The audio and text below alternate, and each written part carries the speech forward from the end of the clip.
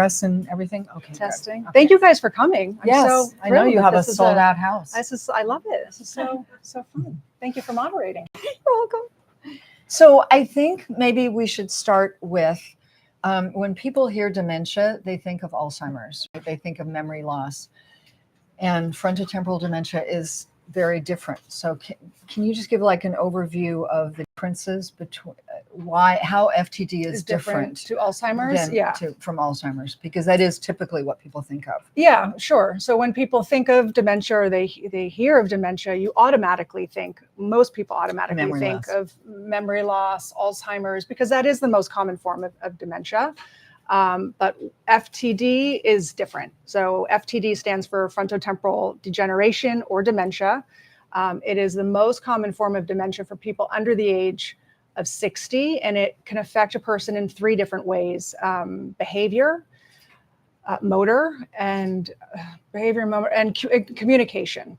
So for Bruce, he was diagnosed with something called PPA. So it was FTD, PPA, which is primary progressive aphasia. And for him, it was affecting his language and communication. So when people ask me, does he know who you are? Does he remember you? And I said, yes, he does, because he doesn't have Alzheimer's. He has FTD. And our brains do so much more than just hold memories, So I think that has been even good for me to learn, because, again, I was as a person, when I heard dementia, I would think Alzheimer's. Yeah. But there are 120 different forms of dementia. So. And by the way, the other version of FTD, the behavioral version, is really, really brutal. I mean, it is. Yeah, it is. I mean, I've heard stories of what that looks like, and it's a hard, unkind disease. All dementias are, but FTD, they kind of say, is the black belt of all dementias, and is truly unkind. Right. So one of the other differences between Alzheimer's and FTD is that with Alzheimer's, especially in the early stages, the person is aware of what they're losing. They're aware that they're losing cognition. They might be in denial about it. They might forget that they know it, but there is an awareness there. And I know I've heard you talk about the fact that Bruce doesn't. In fact, you told me the word for it, anosognosia, right? Anosognosia. I only just learned that from her the other day. I didn't know there was a word for it. Yeah. That he doesn't know that he has it. Yeah. So how do you communicate with someone the changes that are going on around them and because of them if they don't know that there is a problem with them? It's very difficult. It's kind of like the blessing and the curse. So anosognosia is a neurological condition that affects people with FTD because it happens in the front part of the brain, where they can't actually tap into the fact that they have something happening. And for some people, you would think, oh, well, I'm trying to get them to the doctor, and they're not understanding that they need to go to the doctor, and they don't understand. Why don't they understand what they're doing?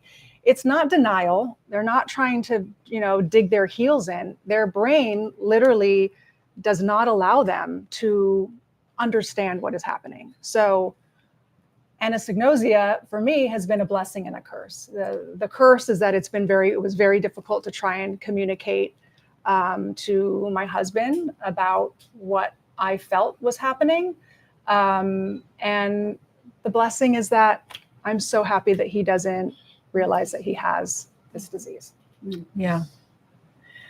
I know my father, in the early stages, he used to say, I have this thing. And then at one point he stood in the middle of the living room and he said, I don't know where I am. I mean, it's heartbreaking. No, it's heartbreaking. I mean, if I would have ever heard Bruce say to me, like, I'm scared, I don't know what's going on with me, or to understand what the diagnosis was, it would have that would have killed me. It really would have. But then you have to navigate, I guess the bad part of it is you have to navigate, okay, these changes are going to happen around you. Mm-hmm. And he doesn't understand why, right? It is what it is. Yeah. You know, and that is what they say within the FTD community. It just is what it is. And that's why it is very hard on caregivers, you know, to try and manage it and usher their person through when they really don't have an understanding that what they might be doing or saying is inappropriate, or, you know, whatever that might be. That's more of the behavior variant. But it's hard. It is very complicated. Yeah. The other, just sort of carrying through this theme, the other thing about Alzheimer's is that as the disease progresses, it's almost easier in a certain sense, because the person isn't doing battle anymore with the disease. They've sort of drifted. They're living in it somewhere else. Does that happen with FTD? I think dementia plays out differently in so many people. I think as this disease has progressed, it has in a certain respect gotten easier, you know, I guess, which is hard, even a hard thing to say. But no, but I mean, with Alzheimer's, that is definitely true, because they've drifted away, like I said, from that battleground of trying to hold on, and, you know. Yeah, I mean, I think this is a progressive disease. You don't bounce back from any form of dementia. So, you know, that a person will probably just continue to drift. Yeah.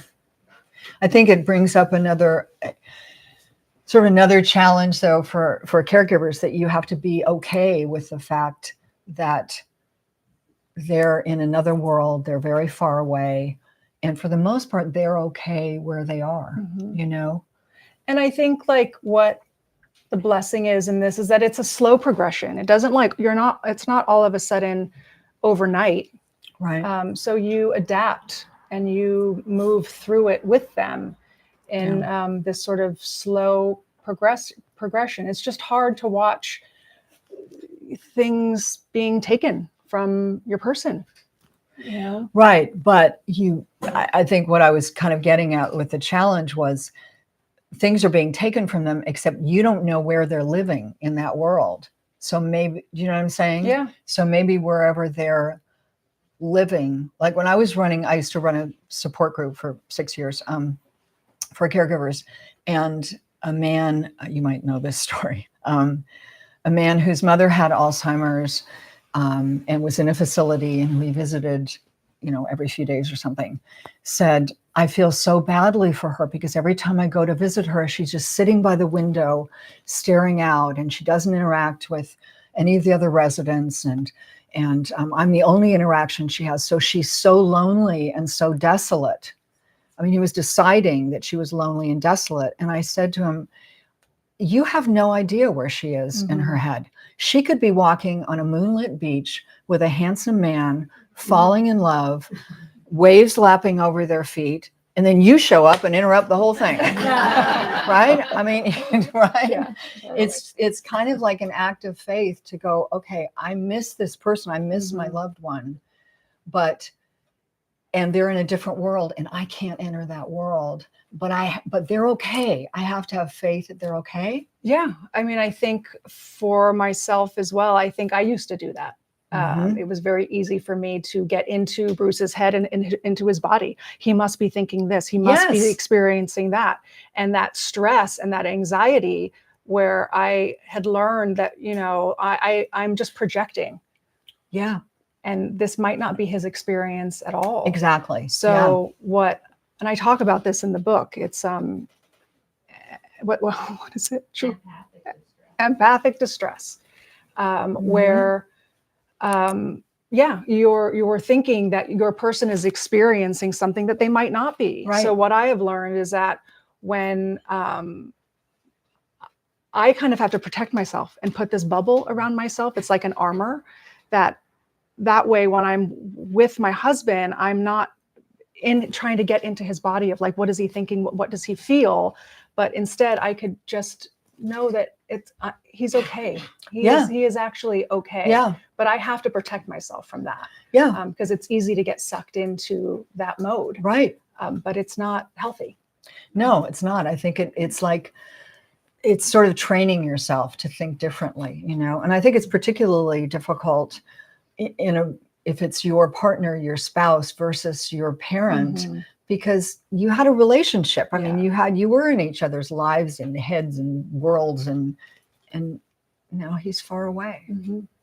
Far away, but yet still very connected. We still our relationship has changed and it is altered, but we still have so much connection. There is still so much laughter and love, and that is still very present for us.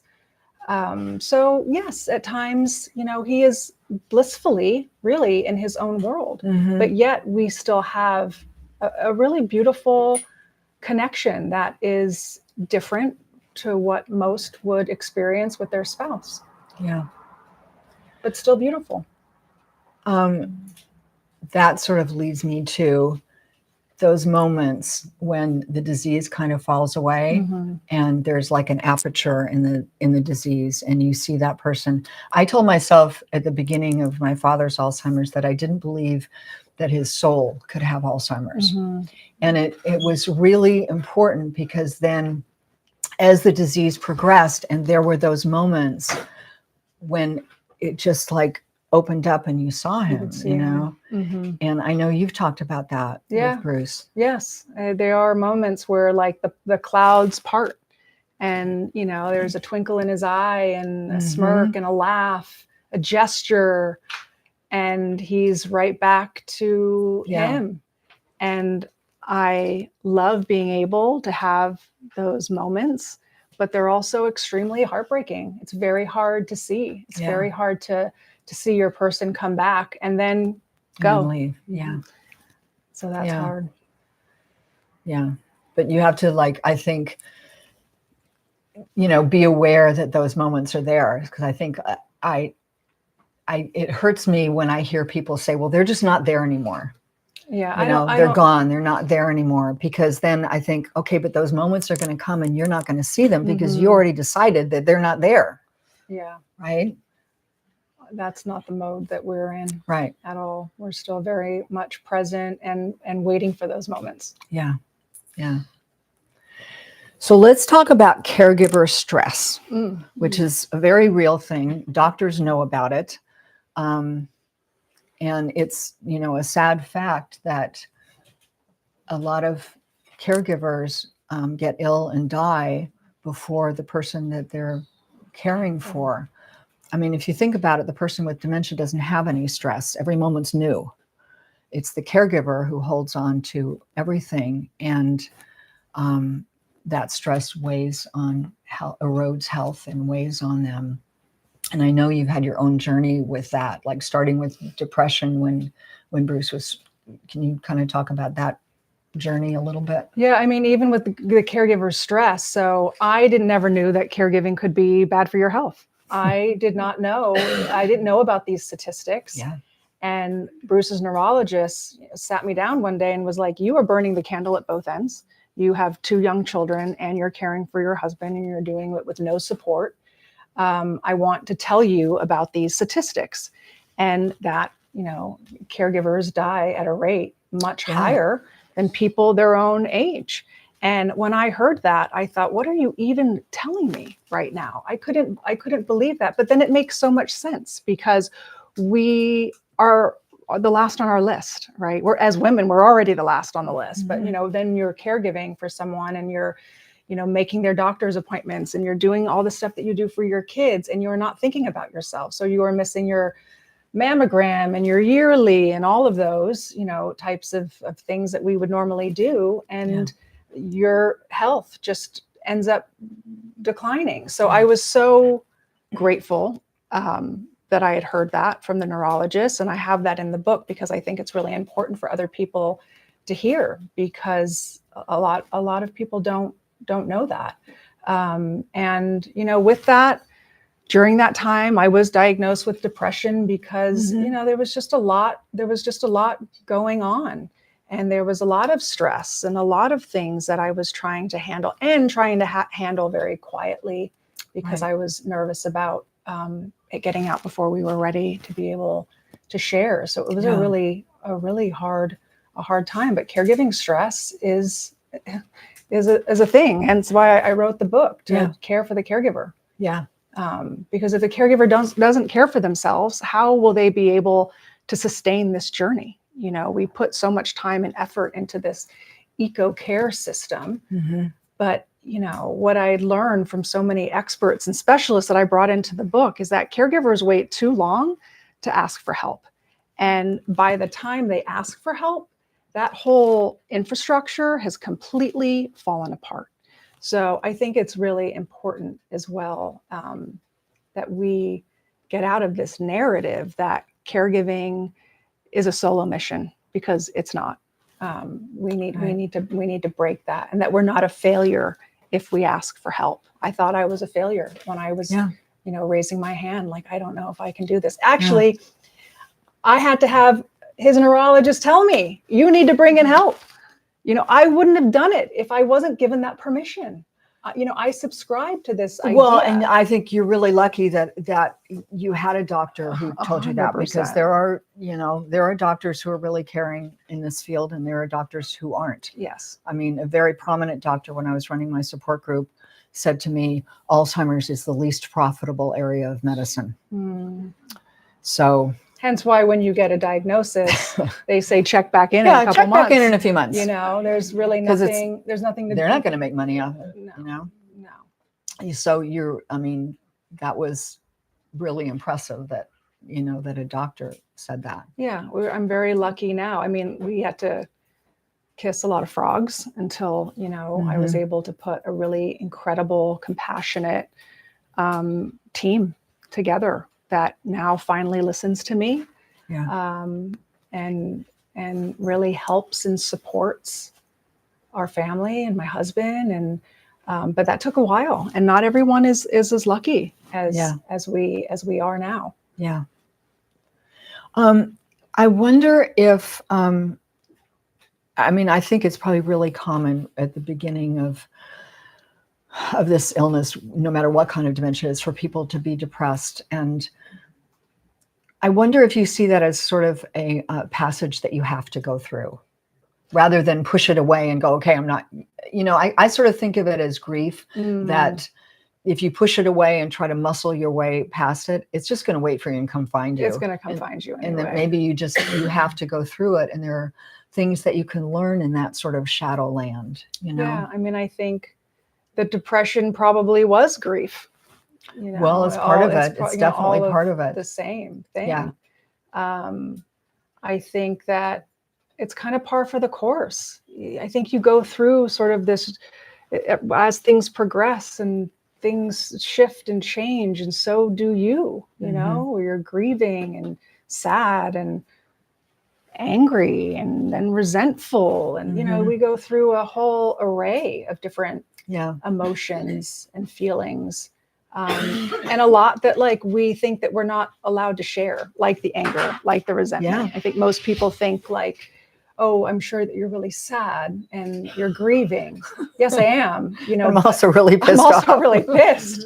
And I remember I had to take sort of a leap of faith, because when I was having those feelings, I felt like I am the worst person in the world. Like I am the worst wife in the world to have these feelings. And when I was speaking to, thank God, I have this incredible therapist I was working with, and I took a leap of faith and just tried to be very brave and just say, yes, I'm sad and I'm upset, but I'm also having these feelings and I feel really terrible about it. And she was treating another woman whose husband had young onset Alzheimer's.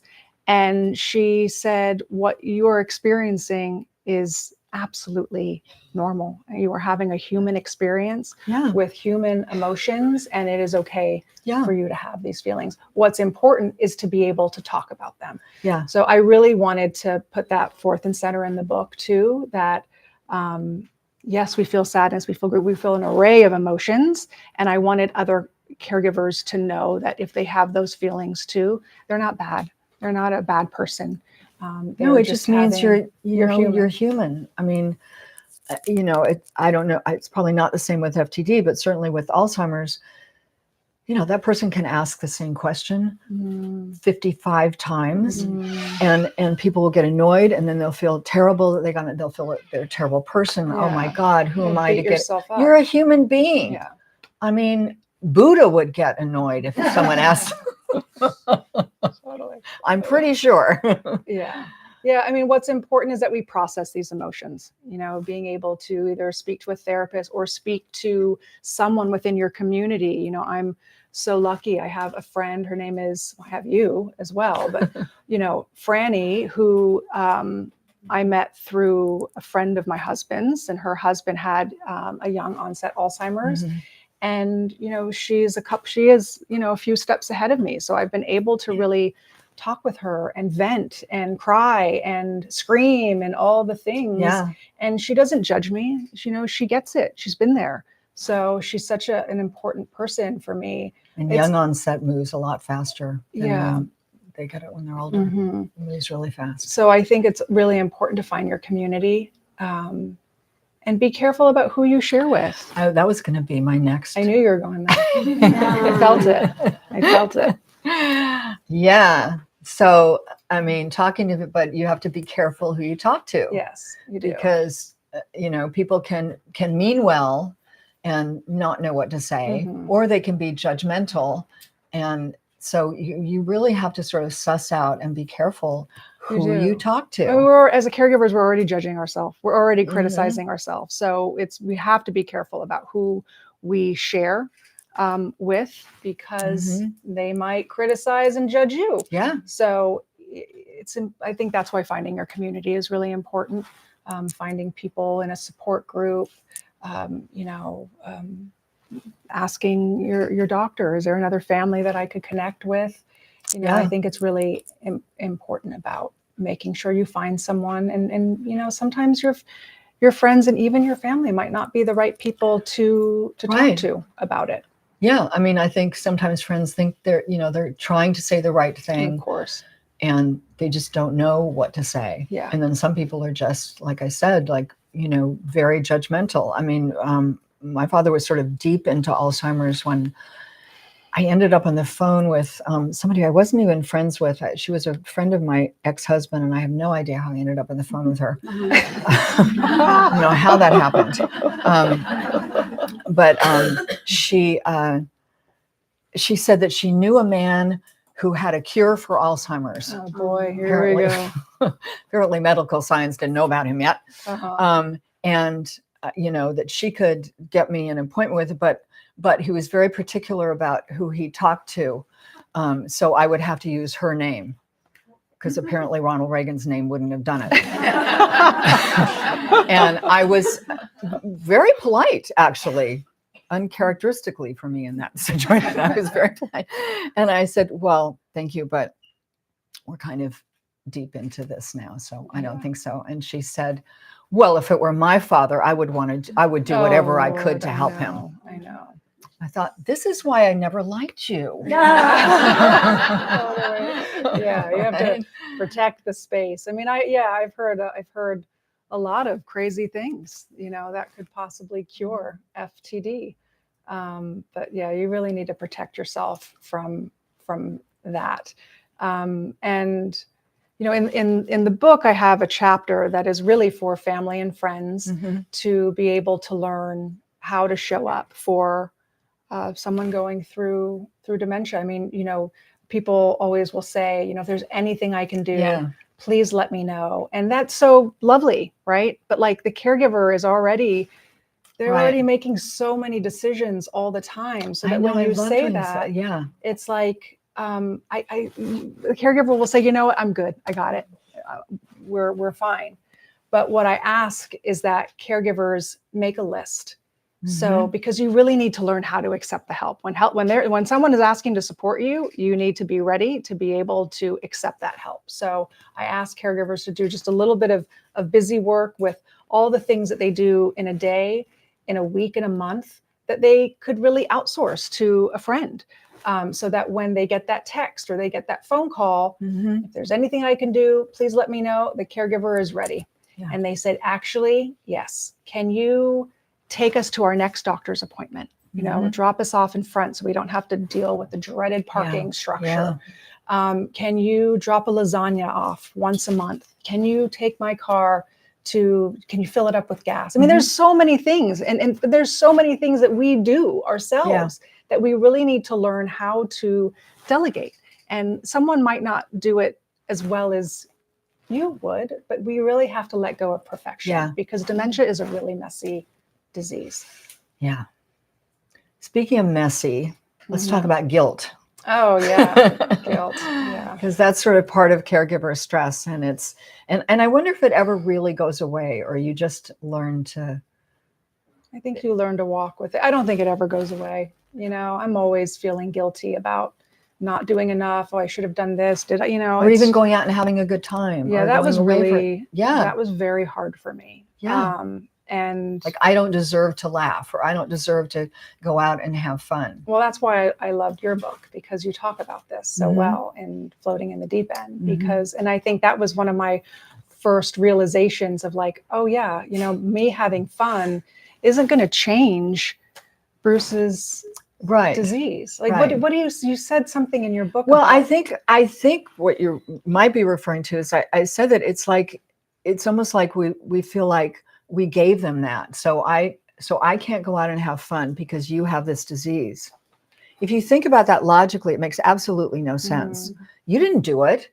I mean, something bad happened and fate struck, your loved one, but you didn't do it. So that doesn't mean that you can't also go out and have a life and go out and with your friends, or smile or laugh, or right. And I also think, like, early on in this journey, I never thought that I would have a life. I never thought that I would smile again or find joy in my life. No one ever told me that. I wasn't told that. So I just felt like it was going to be this one note of sadness and grief and darkness. And I could have never imagined that, one day I would be here talking and being able to smile and laugh again. And Bruce would want that. I feel like our people would want that. If he knew that I was just continually upset and sad, like, he wouldn't want me to be raising our daughters in that kind of atmosphere and mood. So I learned how to balance it. I don't think I'll ever be completely, like, I don't think guilt will ever fully leave. Yeah, I don't think it ever goes away. My method for dealing with it was I sort of envision guilt as this muscle, and like any muscle, it has to flex itself, and thank God we have it, because if we do something bad, we need to feel guilty. And so, my sort of trick was to go, okay, thank you for sharing guilt, but you don't need to flex yourself right now. I don't need you right now. I'll let you know when I do, but I don't need you right now. It's sort of, because otherwise I think you end up feeling guilty for feeling guilty. Yeah. Right? Like, I'm feeling guilty. I shouldn't feel like that. It's like you piled on. And I feel like guilt just gets in the way of care, right? Yeah. Like, if we're feeling guilty, then we're not, like, assessing the room properly. You're just living in guilt, and we need to push that aside. And I had learned that from Teepa Snow, who's a dementia care specialist. Yeah, I wanted to ask you about her. Yeah. And, there's just, sometimes we just have to, like, push it to the side. Yeah. Yeah, I wanted to ask you about her. Is she the one who came up with the phrase care partner? She's the one, she's the one who, care partner instead versus of caregiving. I mean, there's all different terms, right? I think you just use whatever feels right for you. But and I thought that was really interesting. I really liked care partner because it kept me, I wanted to partner with my husband in this disease. Caregiving just felt like it was just separating us in a way. And I felt like I liked the partnership of it. So I feel like I'm a care partner. Some people say caretaker, which reminds me of a gardener. Whenever I hear that. So, but I think you use whatever works. But Teepa Snow is an occupational therapist, a dementia care specialist. And when, we finally got the diagnosis and we came out with our family statement about Bruce and his disease. And I was like, now I can finally put the right support in place. Now I can finally call the experts and the specialists that I need to really help teach me and support, our family and my husband. And Teepa Snow was the first person that I spoke to. And she was just incredible, just, really helped me fine tune my caregiving skills and teach me things that I would have never have known. Well, there were things that when I read that some of the things about her, I mean, I want you to talk about some of the specific things, like not wearing black Yeah. and, not standing for, I mean, I felt terrible when I read that because I thought I wear black all the time. I wear black around my father all the time. So what I did not know those things. And how would you know? You wouldn't know until someone told you. Yeah. And Teepa was the one. So what she says is, don't wear black when you are with someone who has dementia, because it looks like you're just a floating head. They don't see the color. Mm-hmm. So it just looks like a floating head. Mm-hmm. Remove any black doormats from the front of your door because it looks like a black hole. When you are speaking to someone with dementia, don't stand straight on to them.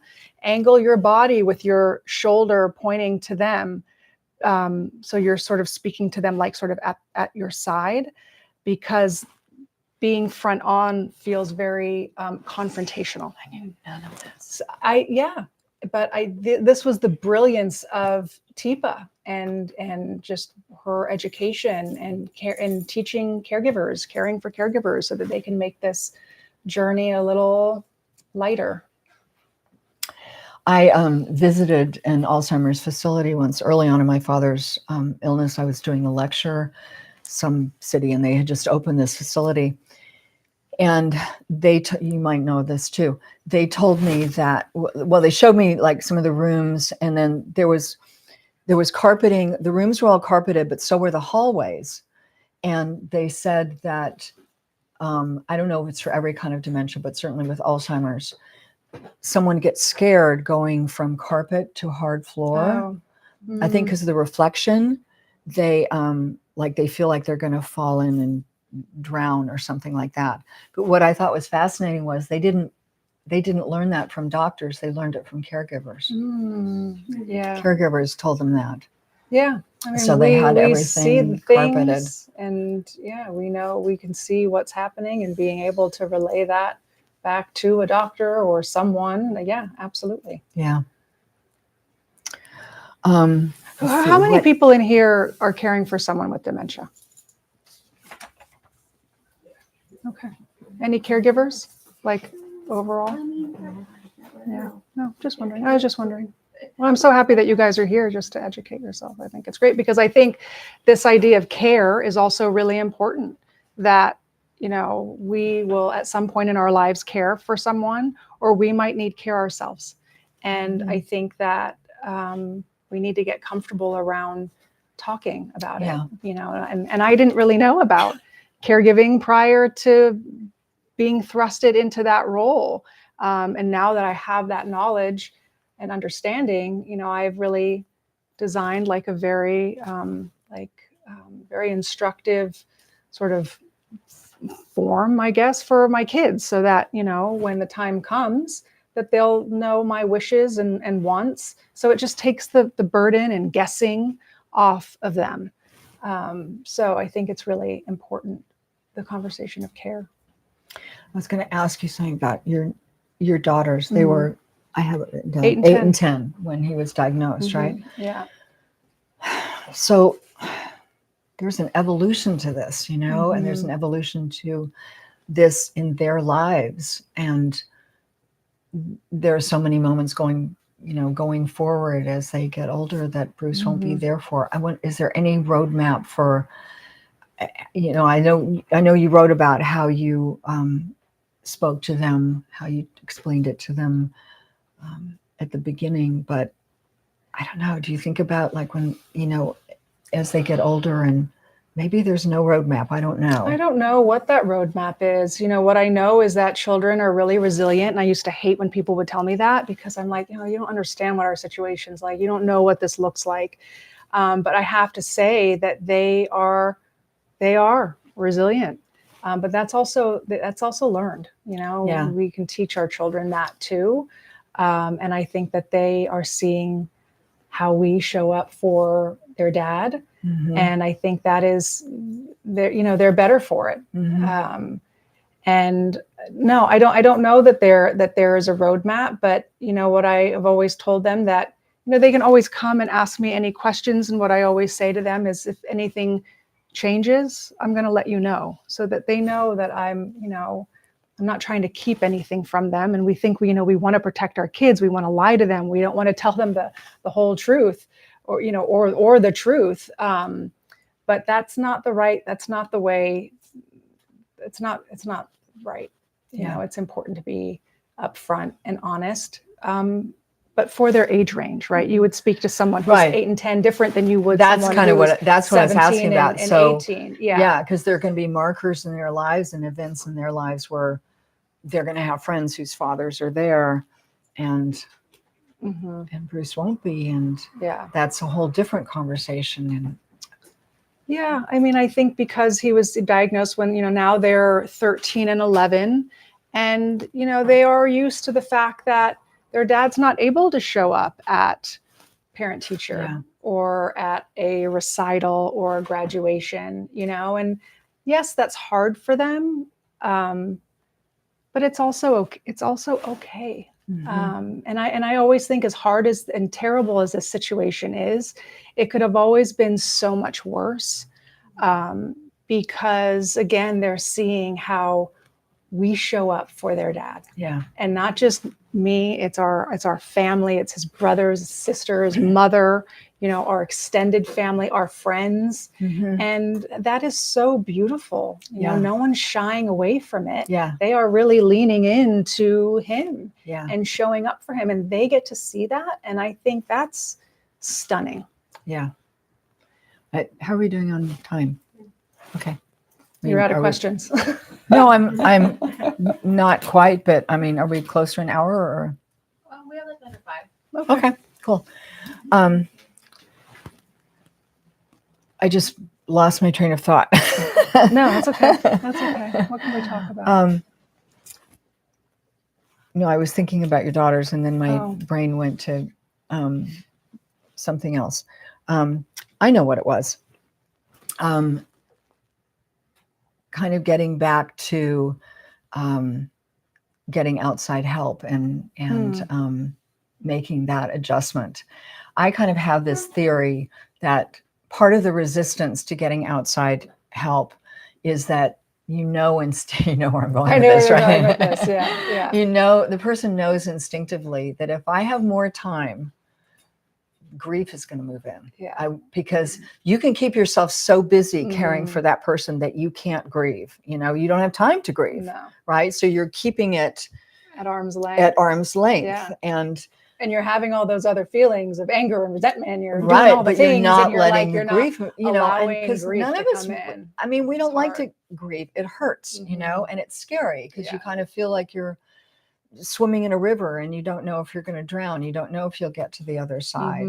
But, I've always said to people that we try to like push grief away and sort of send it out to the South 40 and think it'll just dissipate there. And it doesn't work like that. No, it will wait for you and it will come find you. Yeah. And if it has to come find you, it'll drive you to your knees until you acknowledge it. And so I've always thought that, because I've heard so many stories about, no, I can do everything myself and I have to do everything myself. And it's not a financial thing. Like, people can afford to get other help, but they don't want to. And I've always thought that part of it is, I know if I have breathing room, I know it's going to You're move in. going to fall apart. And I think that is why it took me a while. I mean, I had to hear from someone, the neurologist, to say, like, you really need to get help now.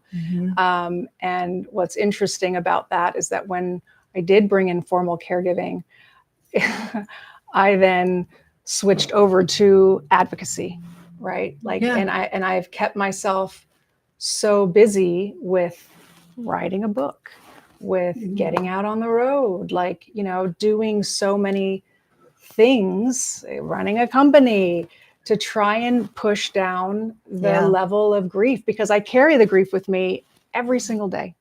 that grief is always with me. I carry it with me all the time. But I also have learned how to balance it and walk alongside of it and be able to grieve, but also like have moments of joy. But, you know, I've been working on this with my therapist of like, yeah, I'm doing a lot, but I do a lot to stop me. Well, I don't think grief means that you don't have joy. I mean, I think, Right. you know, it's. I just mean that like going back to like your first point of wanting to stay so busy. And I think that's a protection for me because if I stop, anytime I stop, and if I just like even just take a moment to look at the sunset or just something beautiful, I'll just start crying. Yeah. I'll go there. Yeah. So, and that's okay. You know, we have to have those moments. We have to feel them as well. It's really important to feel the grief, but it's okay to protect ourselves too, to keep ourselves busy. I mean, I feel like I'm keeping myself busy. At least I'm doing like, I think something that feels purposeful. You know, I'm not like resorting to drugs and alcohol, you know, right. Like, that would be bad. Well, and also the busyness of what you're doing is giving back to other people. Yeah. So, and you're talking about your grief and you're talking about what you've been through.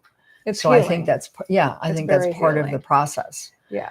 I mean, the first time I ever really had a lesson in grief was long before my father had Alzheimer's. And I met a woman when I lived back east. I met a woman whose husband had cancer, and she was his sole caregiver.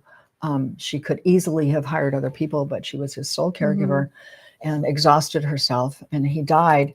And right after he died, she got agoraphobia. She could not leave her house. Oh, no. And she was wise enough to know what it was. She said to me, I mean, she didn't have it when I met her because she was out, but she said, I knew what it was. She said, I hadn't allowed myself to grieve. And so she was incapable of leaving her house. She had to sit there and grieve. And that's what I meant when I said earlier that if it has to come find you, it will. It's going to drive you to your knees. Yes. Until you go through it. Yeah. Right. And it's not like you grieve and then, okay, you're done. You know, it's like, right. I do think of it as like crossing a river, you know, and there are some deep currents and they will kind of pull you under, but then you'll be okay and you'll swim and you will get to the other side. Yeah. And when you get to the other side, you're a different person. Yeah, it's so true. I mean, this is as painful as dementia is. I think it's such a learning ground, don't you think? Yeah, I think that it has changed me at a cellular level for the better. Yeah. You know, definitely more compassionate, more patient. It's really changed me in an incredibly tremendous way, which, you know, how it's hard to be grateful for something like this, but I think I guess it could have always been worse.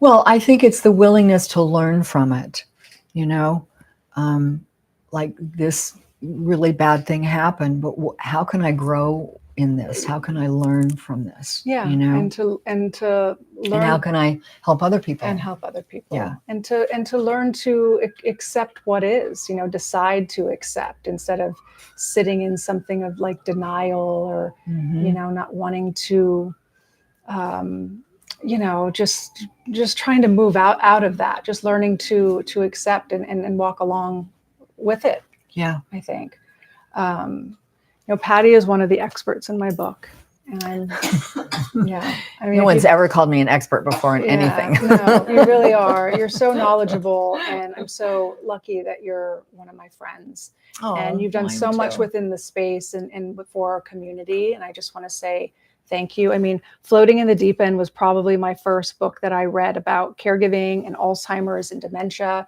And I just found it like so inspiring because, as you can see, like Patti is no BS, right? Like she tells it like it is. And I really needed that. You know, I need to read those words of someone who could be very direct with me about, you know, caregiving is bad for your health. And all the things that you mentioned in that book were so helpful and beneficial. And I'm so grateful that you were able to come into mine and be able to share your insight and your wisdom.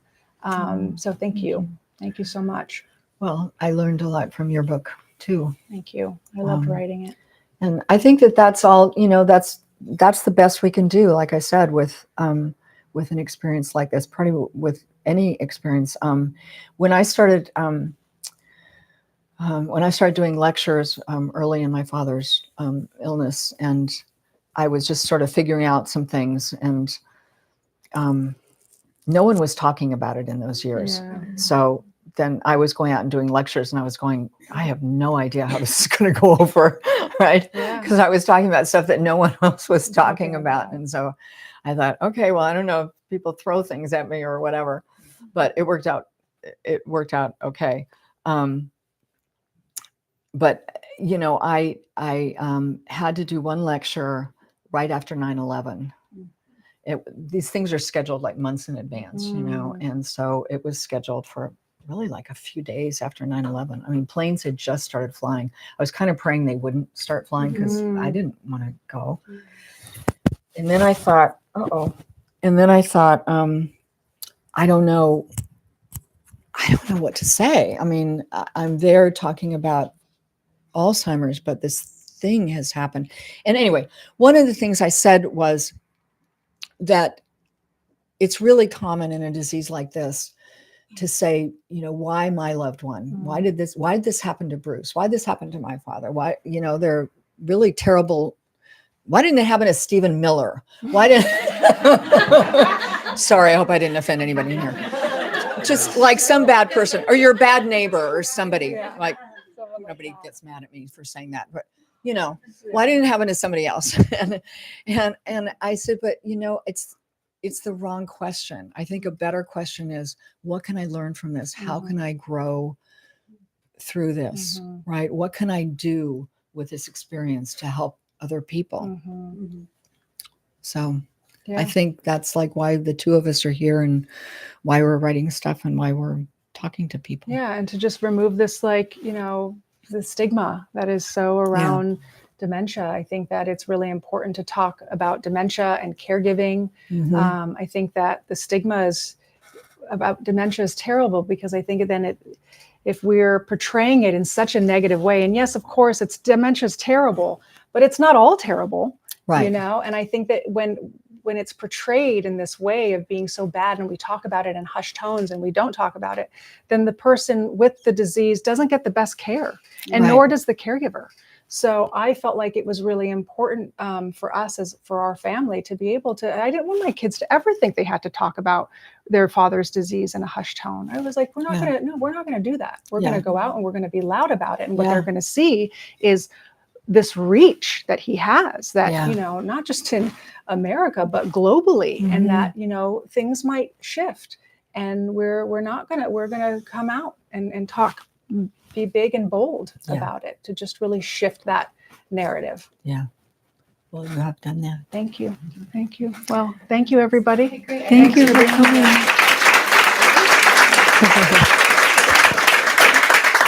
Thank you both of you for being here and sharing such a personal story, but I think providing some really beautiful insight that I think everyone's very grateful for.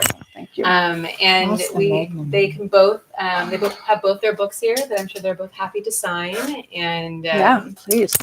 We can mingle and I love it. enjoy each other's company. Great. Thank you all for coming. Yeah. And thank you again. Thank you.